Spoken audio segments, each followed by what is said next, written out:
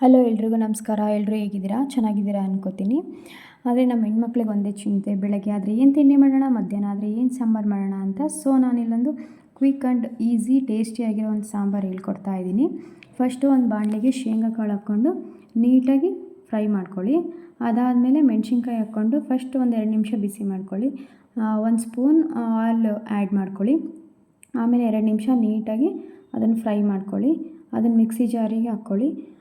ಆಮೇಲೆ ಅದಕ್ಕೆ ಕೊಬ್ಬರಿ, 1 ಸ್ಪೂನು ಪುಟಾಣಿ ಹಿಟ್ಟು, 2 ಸ್ಪೂನು ಗುರಳ್ ಪುಡಿ ಹಾಕ್ಕೊಳ್ಳಿ. ಈ ಪುಡಿಯಿಂದನೇ ಈ ಸಾಂಬಾರು ಟೇಸ್ಟ್ ತುಂಬ ಚೆನ್ನಾಗಾಗೋದು.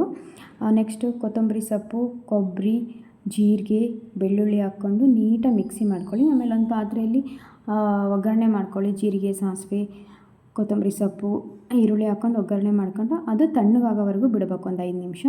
ಆಮೇಲೆ ನಾವು ಮಿಕ್ಸಿ ಮಾಡಿರೋ ಮಿಶ್ರಣನ ಆ್ಯಡ್ ಮಾಡಿಕೊಂಡು ರುಚಿಗೆ ತಕ್ಕಷ್ಟು ಉಪ್ಪು ಹಾಕ್ಕೊಂಡು ಸ್ವಲ್ಪ ಹುಣಸೆ ಹುಳಿ ಹಿಂಡ್ಕೊಳ್ಳಿ. ತುಂಬ ಚೆನ್ನಾಗಿ ಬರುತ್ತೆ. ಮುದ್ದೆ ಮಾತ್ರ ಸೂಪರಾಗಿರುತ್ತೆ ಈ ಸಾಂಬಾರು. ನಿಮಗೇನಾದರೂ ಈ ವಿಡಿಯೋ ಇಷ್ಟ ಆದರೆ ಲೈಕ್ ಮಾಡಿ, ಶೇರ್ ಮಾಡಿ, ಸಬ್ಸ್ಕ್ರೈಬ್ ಮಾಡಿ. ಥ್ಯಾಂಕ್ ಯು ಸೋ ಮಚ್ ಎಲ್ರಿಗೂ.